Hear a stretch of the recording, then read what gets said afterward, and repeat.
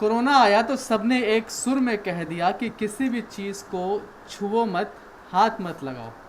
लेकिन ऐसे में वो लोग जो देख नहीं सकते, दिव्यांग हैं, और जो छू कर ही सब कुछ समझते हैं कि क्या उनके सामने मौजूद है, उनकी निगाहें कहीं ना कहीं उनकी उंगलियों में बसती हैं। उनके लिए ये दौर कैसा है, मुश्किलों भरा है या फिर सब कुछ ठीक चल रहा है, ये जानने के लिए आज हमारे साथ कुछ खास लोग मौजूद हैं और बात करते हैं कि किस तरह से जो ये दौर है वो गुजर रहा है। मेरे साथ रमेश जी हैं, रंजू जी हैं और नीरज जी हैं।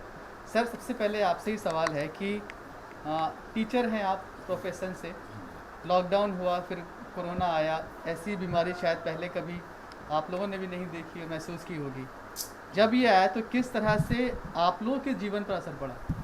सर, मैं पहले अपना परिचय दे दूँ। मैं रमेश प्रसाद सिंह, प्रवक्ता संस्कृत, दिल्ली सरकार। ये कोरोना आम लोगों के लिए तो महामारी के रूप में ही है, तो उससे दिव्यांग लोग भी वंचित नहीं रह सकते, चूँकि हम भी आम लोगों के बीच में से ही हैं। लेकिन हम लोगों के साथ कुछ विशेष परेशानी उत्पन्न हुई, क्योंकि हम लोग कहीं भी आवागमन करते हैं तो किसी न किसी का सहयोग लेकर के करते हैं। घर में भी कोई कार्य करते हैं तो किसी न किसी का सहयोग लेते हैं। लेकिन आज का ऐसा दौर आ गया है जिसमें व्यक्ति स्वयं अपने आप को बचाने के लिए ज़्यादा परेशान है, क्योंकि उसे ये भय है कि यदि हम छू लिए तो हो सकता है कि हमें संक्रमण हो जाए। तो ये दौर जो है हम लोगों के लिए और भी अधिक परेशानी का दौर है, क्योंकि हम यदि घर से बाहर निकलते हैं और सड़क पे जाते हैं तो किसी न किसी को सड़क क्रॉस कराने के लिए हमें सहयोग की आवश्यकता होती है। लेकिन पहले बेहिचक लोग सड़क क्रॉस करा देते थे, लेकिन आजकल उन्हें हिचकिचाहट होती है कि हम इन्हें क्रॉस कराएंगे, उस दौरान कहीं कोरोना संक्रमण तो ना हो जाए, जो हम लोगों के लिए बहुत परेशानी का कारण है। मैं बता दूं कि घर से इस आज 4 महीने के दौरान 5-6-7 दिन निकला हुआ हूँगा। उसमें से एक दिन मैं अपने विद्यालय में गया था। विद्यालय में शिक्षकों की मीटिंग थी, प्रिंसिपल ने बुलाया था, विद्यालय गया था। अटेंडेंस लगाने के बाद एक साथी अध्यापक जो कोरोना के पूर्व काफ़ी सहयोग करते थे, उस दिन मुझे महसूस हुआ कि वो मेरा हाथ पकड़ने से हिचकिचा रहे हैं। वो बार बार ये कह रहे हैं कि नहीं, आप यहीं बैठ जाइए, मीटिंग की सारी बातें बता दी जाएगी, ये आप क्यों वहाँ परेशान होइएगा। लेकिन ये सारी बातों इसलिए वो कह रहे थे कि हमें इनका हाथ पकड़ना पड़ेगा, ना कि ऐसा नहीं कि उनको हमारे हाथ पकड़ने से इसके पूर्व कोई हिचकिचाहट थी। लेकिन फिर भी मैं किसी विद्यार्थी के सहयोग से ट्रेनिंग हॉल में गया। वहाँ पे जब ट्रेनिंग खत्म होने के बाद भी 2-3 शिक्षक ही ऐसे थे, 35 लोगों की मीटिंग थी, जो हम 3 अध्यापक ब्लाइंड हैं, तीनों का हाथ पकड़ने के लिए इच्छुक थे। पहली बात तो ये कि अनुभव क्या रहा है आपके इस 3-4 महीने के? देखिए, मेरा अनुभव तो यही है कि मैं ऐसे तो अभी तक प्रोफेशनली आप भी एक टीचर हैं? हाँ, मैं भी टीचर हूँ। मेरा नाम रंजू है और मैं सेक्टर 15 रोहिणी के स्कूल में पढ़ाती हूँ, पॉलिटिकल साइंस पीजीटी हूँ। और मेरा अनुभव यह है कि मैं बाहर बहुत कम जाती हूँ, क्योंकि जो कुछ मार्केटिंग का काम होता है मेरे हस्बैंड ही करते हैं ज़्यादा। और मैं क्योंकि मेरे साथ बच्चा है, तो मेरी बेटी है तो छोटी है, तो भाई 10 साल से नीचे बच्चों के लिए प्रिकॉशन लेने के लिए कहा गया है गवर्नमेंट की तरफ से। तो हम पूरी तरह से प्रिकॉशन लेते हैं कि भाई हम इसका कोई भी इफ़ेक्ट हमारे बच्चे पे नहीं आए। सेकेंडली कि मैं 2-3 बार बीच में स्कूल गई, स्कूल में बुलाया गया था, स्कूल गई, तो स्कूल में मैं जैसा सोच कर गई थी कि मेरे साथ ऐसा व्यवहार किया जाएगा कि शायद कोई हाथ ना पकड़े, कोई टच ना करे। और मैं बाई स्टिक भी गई थी स्कूल में, इसीलिए कि भाई मेरा स्कूल मेरे घर से मेरा डिस्टेंस बहुत कम है, तो मैं वॉकिंग डिस्टेंस पे ही है, तो मैं ऐसे ही चली जाती हूँ, कोई गाड़ी वाड़ी की ज़रूरत नहीं पड़ती। तो लेकिन स्कूल में जाने के बाद मुझे ऐसा फील हुआ कि सब लोग हाथ पकड़ने के लिए तैयार थे तब ऐसा कोई मेरे से कोई दूरी नहीं बना रहे थे, कोई परेशानी मेरे को नहीं हुई स्कूल में जाने के बाद। लेकिन ऐसा नहीं है कि हम स्कूल में तो लोग समझ रहे थे ना कि इसको अभी कोई परेशानी नहीं, लेकिन सड़क पे चलते हुए लोगों को तो नहीं पता ना कि हमारे साथ क्या परेशानी है नहीं है। तो हो सकता है कि सड़क क्रॉस करती है भाई स्ट्रिक भी हम जाए, लेकिन सड़क क्रॉस करते समय हमें परेशानी हो सकती है और लोग हमारे को पकड़ने से रोक सकते हैं। तो हमारे साथ भाई हमारे को इसके लिए खुद ही प्रिकॉशन लेना पड़ेगा, हमारे को टेक्निक का इस्तेमाल करना पड़ेगा। जैसे कि भी बताया गया था आपको कि हम लोग कोई भी इसका अपने स्टिक वगैरह का प्रयोग करें और कहीं भी जाएं तो हम लोग कोई किसी के हेल्प तो मिलना थोड़ा मुश्किल है, तो हम लोग ग्लव्स लें और मास्क लगाएं तो शायद कोई पकड़ने। हमेशा अपने साथ सैनिटाइज रखें, सैनिटाइज़र का इस्तेमाल करते कभी ये रहें। महसूस किया कि जो आप मुझे बता रहे थी कि आसपास लोग थे पर अचानक वो सब चुप हो गए, उन्होंने बोलना बंद कर दिया ताकि उनको ये लगा कि देखिए ये मेरे मन की फीलिंग थी हाँ। कि शायद मैं स्कूल जाऊंगी तो लोग, जैसे कि मैं पहले जाती थी तो हाय हेलो करते थे, तुरंत बोलते थे कैसी हो क्या हो, अब आ जाओ, हाथ पकड़ लेते थे। तो मेरे मन में एक डर सा था कि शायद ऐसा ही होगा अब स्कूल जाऊंगी तो। लेकिन जब अंदर गई तो ऐसा कुछ मेरे साथ अभी तक तो नहीं हुआ था, और इन फ्यूचर का तो किसी को कुछ पता होता ही नहीं है कि क्या होने वाला है।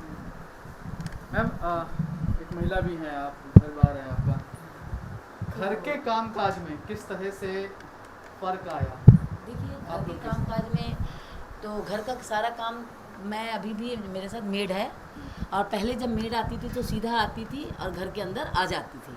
लेकिन अब जब मेड आती है तो उसके जो चप्पल है, उसके जो कपड़े हैं वो हम लोग बाहर ऊपर ही चेंज करवाते हैं, फिर उसको पूरा सैनिटाइज़ करते हैं, उसके बाद वो हमारे घर के अंदर आती है। फिर हमारे ये डिनर लंच सब कुछ प्रिपेयर करती है और उसके बाद फिर घर के अंदर हमारे घर को की सफाई करती है, बर्तन वॉश करती है, सब कुछ करती है।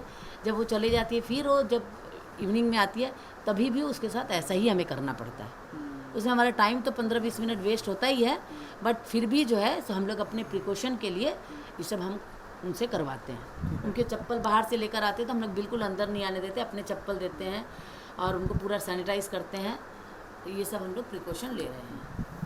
नीरज जी, जैसे अब मैंने बताया कि बाहर के सारे काम लगभग आप ही करते हैं, तो ऐसे में हर चीज़ को जब छू कर महसूस करके जानते थे कि ये है, ये चीज़ ये है, या फिर हम बात करें तो इस दौर में डिजिटल पेमेंट बहुत तेज़ी से बढ़ा है, तो वो सब चीज़ें अब कैसे हो रही हैं? उसके लिए हम बाहर मार्केट में जाते हैं अगर शॉपिंग के लिए, तो सोशल डिस्टेंसिंग मेंटेन करना हमारे लिए काफ़ी मुश्किल होता है। मुश्किल ही नहीं, नामुमकिन है, क्योंकि हम तो जब दूसरे से टच करेंगे तभी पता चलेगा उसकी दूरी कितनी है। वो जो शॉप्स पे सर्कल्स बने रहते हैं that is of no use, हमारे लिए उनका कोई यूज़ नहीं है। तो ये सब चीज़ों में हमें काफ़ी समस्या आती है आने में जाने में।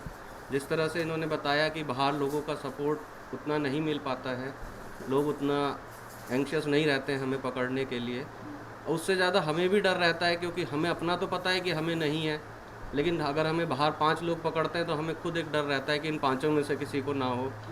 तो हम खुद भी नहीं मैं खुद भी नहीं चाहता हूँ कि कोई बाहर मुझे पकड़े, क्योंकि अगर ये बीमारी खुद आती है तो आने के बाद घर में आएगी, घर में वाइफ है, बच्चा है, और ये बीमारी इतनी घातक है कि आगे किसी को ना पकड़ने से, किसी का सहारा ना लेने से किस तरह के खतरे बढ़ जाते हैं आप लोग के लिए, परेशानियाँ बढ़ जाती हैं? स्टिक के सहारे जब हम चलते हैं तो सड़क क्रॉस करना काफ़ी मुश्किल होता है उसी तरह का। और कई जगह जहाँ पर रास्ता हमें पता है वहाँ तो हम स्टिक के सहारे चले जाते हैं, लेकिन जहाँ हमें रास्ता नहीं पता है वहाँ हमें किसी की मदद ही लेनी होती है। तो इस तरह का, बाकी जिस तरह से हम ट्रांसपोर्ट यूज़ करते हैं तो वो चीज़ सैनिटाइज़ है नहीं है, रिक्शा कितनी सैनिटाइज़ है, ऑटो में कितने सैनिटाइज है नहीं है, कितनी पब्लिक है नहीं है, ये सारी समस्या ट्रांसपोर्ट की काफ़ी बड़ी है। तो मतलब आसपास आपके जो लोग आपके आसपास हैं बस में या ऑटो में, अगर वो समझदार नहीं है कि वो खुद से डिस्टेंस मेंटेन कर लें, तो आप लोग के लिए, आप लोग को लगता है कि थोड़ी सी प्रॉब्लम है?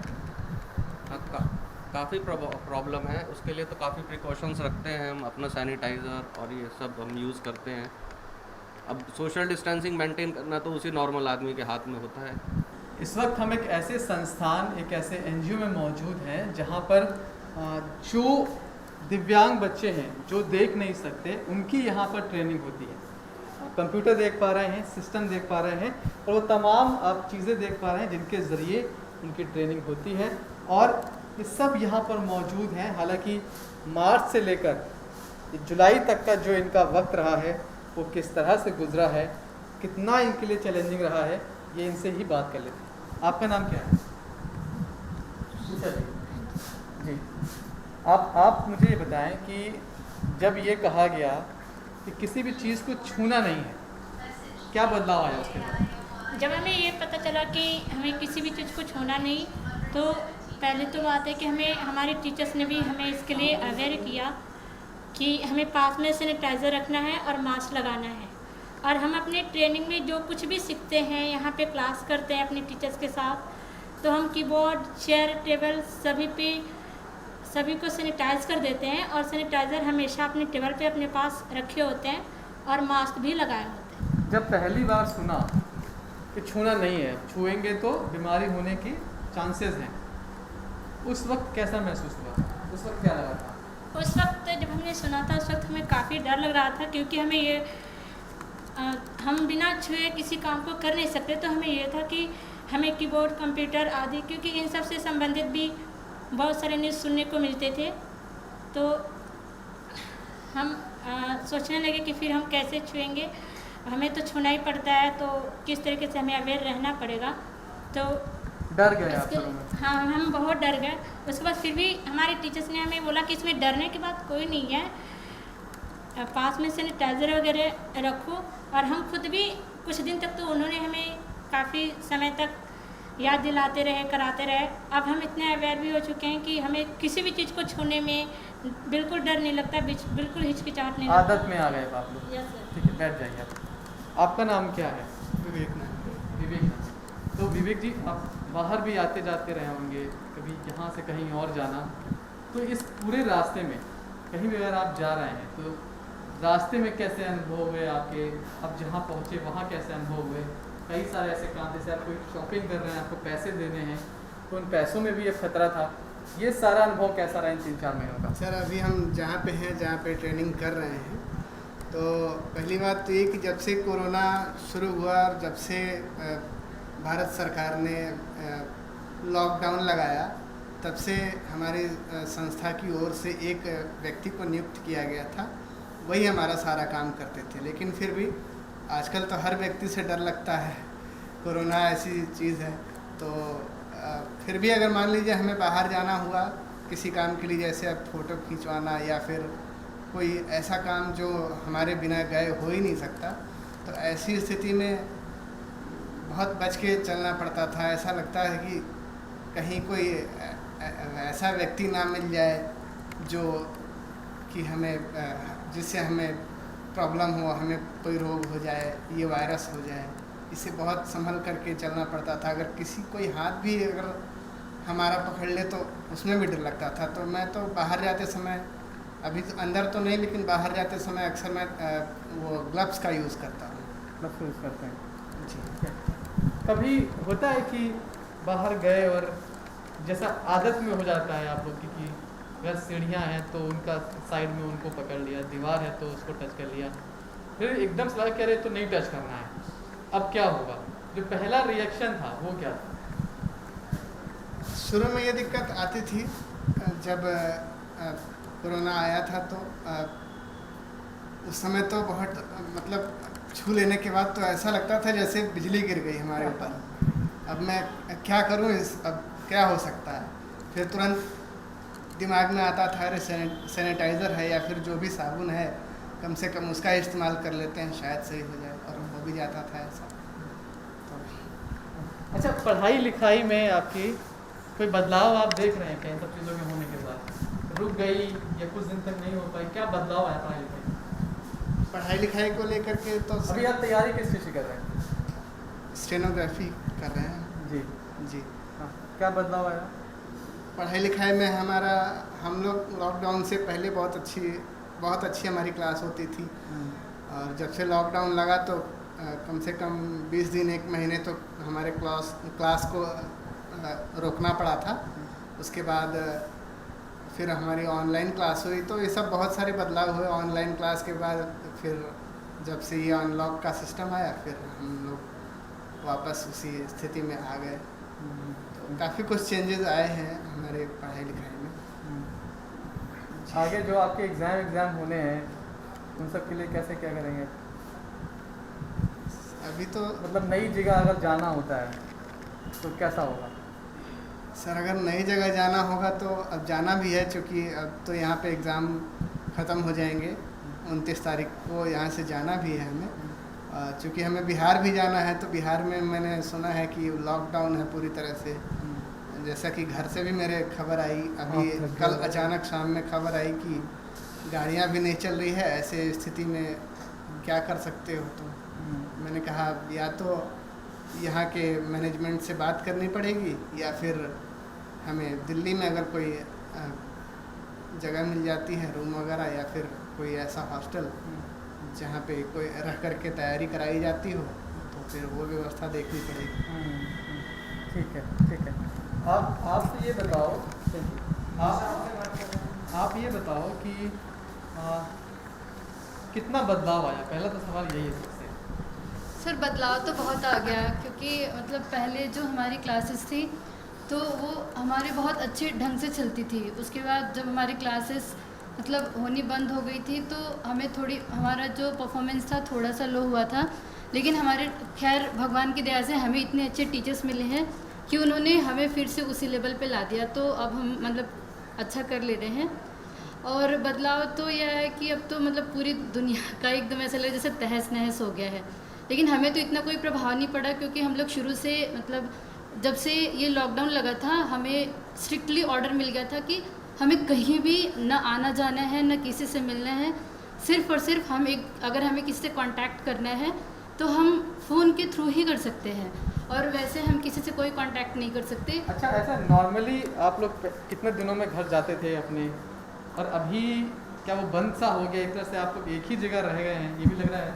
हाँ, ऐसा तो फील हो रहा है, क्योंकि मतलब हमारी तो आदत है 6 महीने पे एक न एक बार घर जाने की।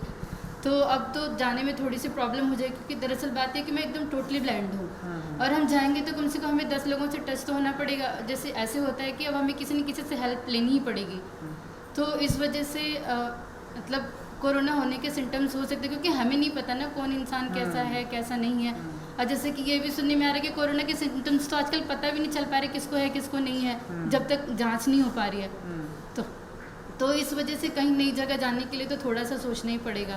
तो अभी हमारा टेस्ट ख़त्म होने वाला है, जैसे विवेक भैया ने बताया, तो हम यही कोशिश कर रहे हैं कि मतलब कहीं दिल्ली में ही जगह मिल जाए जहाँ हम सेटल हो जाए। तो घर नहीं जा पाएंगे? मतलब नहीं, घर तो नहीं जा पाएंगे। घर कहाँ है? घर मेरा यूपी में है, आजमगढ़। मेरा नाम प्रशांत रंजन वर्मा, मैं national association for the blind Delhi का जनरल सेक्रेटरी हूँ। सर, जब ये घोषणा होगी कि कुछ भी छूना नहीं, ये जो कोविड का दौर है, ऐसे में जो ब्लाइंड लोग हैं उनके लिए कितना मुश्किल है, किस तरह की परेशानियों का सामना करना पड़ रहा है? ये बहुत मुश्किल दौर है, और टच के बिना ब्लाइंड पर्सन का काम नहीं चल सकता। कोई भी टेक्नोलॉजी इसमें मदद नहीं कर सकती। तो ब्लाइंड पर्सन को सबसे ज़्यादा रिस्क फील हो रहा है इन दिनों की कोरोना वायरस होने का। और जहाँ तक है वो कोशिश कर रहे हैं कि घरों में रहें, लेकिन जब भी उनको एजुकेशन या अपने काम के लिए बाहर जाना होगा या कभी कभी जाना पड़ रहा है, तो काफ़ी डिफ़िकल्टी फ़ील हो रही है। और साथ ही साथ ब्लाइंड पर्सन को कई बार असिस्टेंस लेनी ही पड़ती है, वॉलंटियर्स की मदद रोड क्रॉस करने के लिए या ट्रांसपोर्ट के लिए।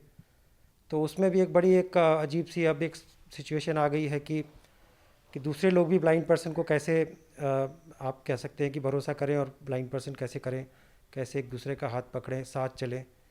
ये सब तो एक्चुअली अभी नहीं करना चाहिए, अवॉइड करना चाहिए, लेकिन कोई और ऑप्शन भी नहीं है इस वक्त ब्लाइंड पर्सन के पास। किस तरह से चीज़ें सफ़र कर रही हैं, आजकल जो इनसे जुड़ी जो प्रोग्राम्स हों, ऑपरेशंस हों, तो जो बहुत गरीब तबके के लोग हैं इस कैटेगरी में भी, हाँ जी, उनकी लाइफ किस तरह से चल रही है?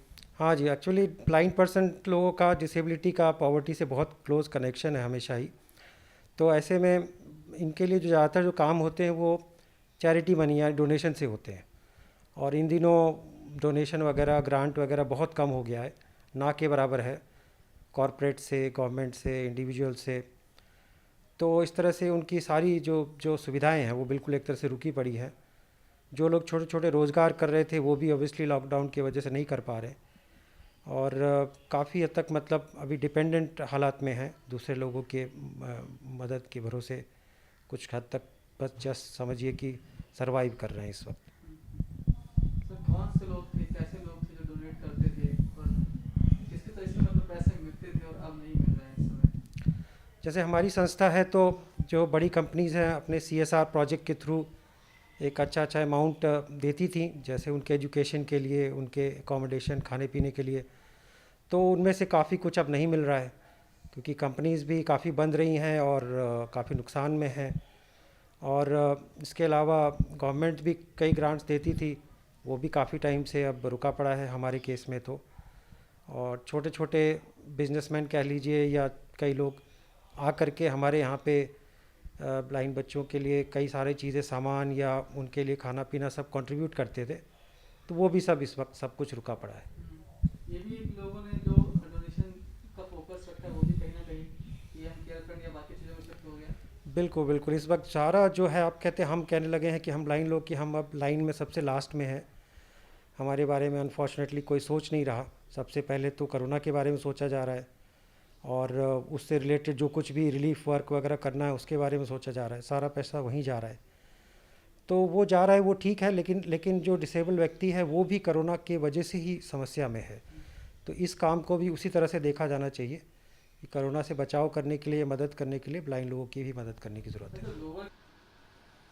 मेरे साथ जवाहरलाल कौल जी हैं, 78 साल की उम्र है और इन्होंने बहुत सारा काम किया है दिव्यांगों के लिए, खासकर जो लोग देख नहीं सकते, और इनके कामों के लिए ही इन्हें पद्मश्री से भी नवाजा गया है। और ऐसे बच्चे जो देख नहीं सकते उन्हें पढ़ाना, लिखाना, प्रोफेशनल ट्रेनिंग देना और सरकारी नौकरी तक पहुंचाना। सर पहला सवाल तो आपसे यही है कि बहुत सारे ऐसे लोग आपके संपर्क में होंगे, ऐसे बच्चे होंगे, उनके माँ बाप होंगे जो शायद अच्छे बैकग्राउंड से नहीं बिलोंग करते हैं।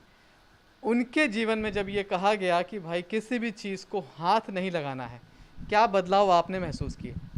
देखिए, ये बात तो बिल्कुल सही है। बहुत से लोगों को कहा गया और रोज़ कहा जाता है, लेकिन इन लोगों के जिनको दिखाई नहीं देता, हाथ लगाए बिना कोई भी काम नहीं चल सकता।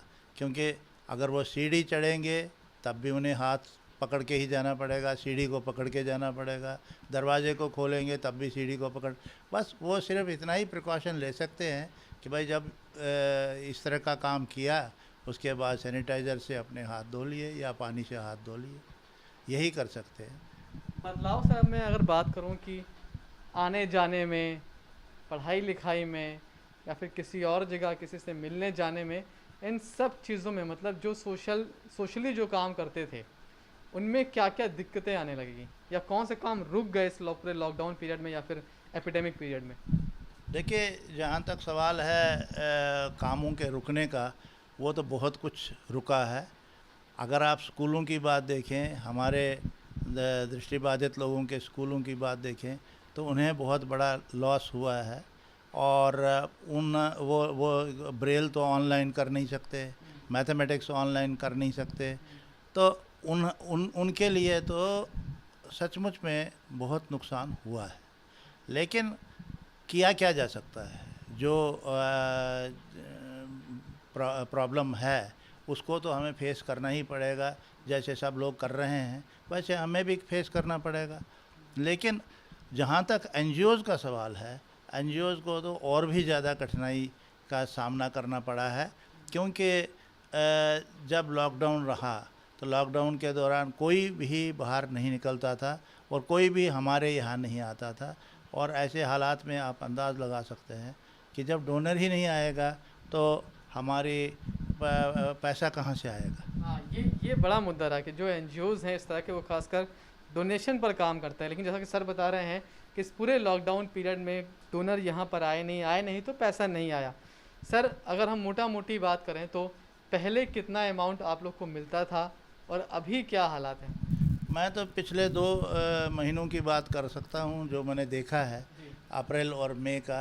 उसमें पहले साल में 14.5 लाख रुपए आया था और इस पीरियड में अब सिर्फ 4 लाख से कम पैसा आया है। तो ये इसी से आप अंदाज़ लगा सकते हैं लगभग 1/3 अमाउंट रह गया, जो कि खर्च सर्विसेज वैसी ही रही, सर्विसेज कहीं नहीं कम हुई। उधर से सरकार का भी ये रहा कि जो किसी को हटाना नहीं, किसी को निकालना नहीं और पैसा पूरा देना है। तो वो आफ्टर ऑल कैसे होगा? अब आप हमारे ब्रेल प्रिंटिंग प्रेस को ही देखें, अगर कोई किताब खरीदेगा ही नहीं, लेगा ही नहीं, तो आफ्टर ऑल कैसे चलेगा? पिछले 3.5-4 महीने से हम बिना पैसे के ही इसको चला रहे हैं। मतलब बिना पैसे के मेरा मतलब ये है, कुछ नहीं रहा, जा ही रहा है, तनख्वाहें जा रही हैं, सब कुछ जा रहा है, तो वो खर्चा हो ही रहा है। तो मतलब ये वो प्रिंटिंग प्रेस है जहाँ पर जो देख नहीं सकते उनके लिए और उनकी किताबें या मैगजीन या फिर टेक्स्ट की प्रिंटिंग होती थी। और इस ब्रेल प्रेस के लिए भी हमारी ऑर्गेनाइजेशन को 2 बार अवार्ड मिला है, 2009 में भी और 2013 में भी गवर्नमेंट ऑफ इंडिया का राष्ट्रपति जी से। तो वो ब्रेल प्रेस है जिससे हम देश भर के लोगों की आवश्यकताओं को पूरा करते थे। लेकिन अब समस्या ये हो गई, पोस्ट ऑफिस ही अगर काम नहीं करेगा, सिर्फ इसी मंडे से शुरू हुआ है पोस्ट ऑफिस में काम, तब अब तक लगातार कोई काम नहीं हो रहा। कहीं भेज नहीं पा रहे थे? नहीं भेज पा रहे थे। लोग टेक्स्ट बुक्स चाहते थे, पढ़ना चाहते थे, लेकिन हम भेज नहीं सकते, जब किताब तो इसी से डाक से ही जाएगी। सर कितना काम था पहले नॉर्मल दिनों में और वो अभी क्या रह गया है? देखिए, नॉर्मल दिनों में अगर आप ब्रेल प्रेस की बात करते हैं तो नॉर्मल दिनों में लगभग 5 लाख 6 लाख पेजेस हम करते थे आसानी से। हाँ, रोज़ का नहीं, रोज़ का नहीं, सॉरी, रोज़ का नहीं, 1 महीने में। लेकिन अब काम हो ही नहीं रहा, काम ऑर्डर ही नहीं है। ऑर्डर ही नहीं होगा तो काम कैसे करेंगे? तो अब हम इस वक्त सिर्फ यूपी का कोर्स तैयार कर रहे हैं उन बच्चों के लिए जिनको ज़रूरत होगी आगे चलकर, हमें उम्मीद है कि वो लेंगे। सर 2 सवाल हैं आखिर में चलते चलते। एक तो सवाल ये है कि सोशली क्या चेंजेस देखे आपने? ऐसा लगता है डोनर आने बंद हो गए। उसके अलावा जब बाहर जाते हैं, आप खुद मॉडल टाउन से यहाँ तक आते हैं, किस तरह से वो जो रास्ते का सफ़र है वो तय होता है बिना किसी की मदद के? मदद लोग करते हैं कि नहीं करते हैं? नहीं, देखिए, वो बात तो नहीं रही है जो पहले थी। जैसे रेड लाइट पर हम खड़े हों और कोई भी आके हाथ पकड़ लेता था और पार करा देता था। अब सोशल डिस्टेंसिंग का समस्या है तो उसकी वजह से वो भी हिचकता है, कहीं मेरे कोई ना चिपक जाए कोरोना। तो ये एक समस्या तो आई है। रही बात मेरे जाने आने की, मैं तो 2 व्हीलर पर आता हूँ, 2 व्हीलर पर जाता हूँ। तो हाँ, मैं तो यहाँ पर एक एम्प्लॉई है, उसके साथ वो हमारे घर में ही रहता है और उसी के साथ जाता हूँ। सर फिर एक और आखिरी महत्वपूर्ण सवाल आपसे ये है कि सरकार के स्तर पर कुछ तैयारी आपने देखी अपने वर्ग के लोगों के लिए? जैसे बहुत सारी एपिडेमिक के लिए, चाहे बीमारी की लिए बात करें हम, चाहे लॉकडाउन की बात करें, चाहे अनलॉक की बात करें, बहुत सारी तैयारियां हुई सरकारी स्तर पर ताकि लोग इन्फेक्टेड ना हो। लेकिन आप लोगों के लिए क्या ऐसा कुछ भी इंतज़ाम, ऐसा कुछ भी कोई प्रोग्राम सेंसिटाइजेशन का ऐसा कुछ चलाया गया? कुछ देखा आपने? मैंने तो देखो, सच्चाई यही है कि मैंने नहीं देखा। लेकिन एक बात बता दूं आपको कि देखिए, अगर आप उन लोगों को देखें जिनको हमने रिहेबिलिटेट किया था दुकानें चलाने के लिए, या जो हॉकर थे, नेत्रहीन काफ़ी हॉकर भी थे, या जो संगीत का काम करते थे, जैसे जगराता हुआ या और पार्टीज़ में जाते थे, वो तो टोटली बेकार हो गए, बेरोज़गार हो गए। उनके लिए कौन सी मदद है? उनके लिए कोई मदद नहीं है, कहीं से भी मदद नहीं है। अब हमारे पास इतना पैसा नहीं है कि हम उनकी मदद कर सके। थोड़ा बहुत तो हमने किया है, लेकिन बहुत कम। वो तो होना क्या चाहिए सर? मेरे ख्याल से ऐसे लोगों के लिए तो कम से कम कुछ निश्चित अमाउंट हर महीने में दिया जाना चाहिए, जिनकी रोज़ी रोटी ही छिन गई। भाई वो किसके आगे हाथ फैलाते रहे? तो जवाहरलाल कौल जी हैं, बात यही कह रहे हैं कि बहुत मुश्किल दौर है खासकर इन लोगों के लिए, और ना सिर्फ सोशली बल्कि फिनेंशियली भी क्योंकि जो भी डोनर पहले आते थे, चाहे वो बड़ा बिजनेसमैन हो या कोई छोटे मोटे लोग हों, उनका आना बंद हो गया है, मतलब पैसे का आना बंद हो गया है। तो एक ये भी समस्या है। बहुत ज़रूरी है कि सरकार इस तरफ भी ध्यान दे और दिव्यांग लोगों का भी ख्याल रखने के लिए अब कोई नीति योजना कोरोना के हिसाब से सामने आनी चाहिए।